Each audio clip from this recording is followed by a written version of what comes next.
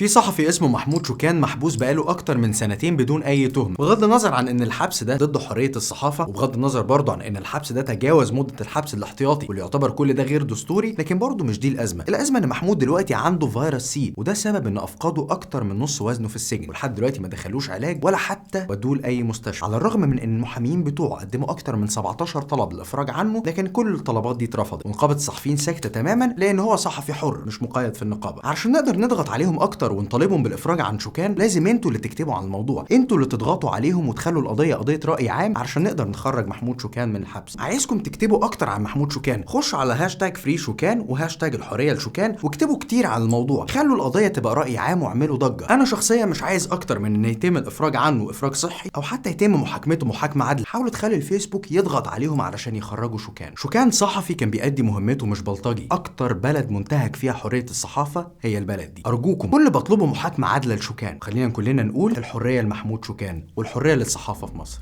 اشوفكم على خير.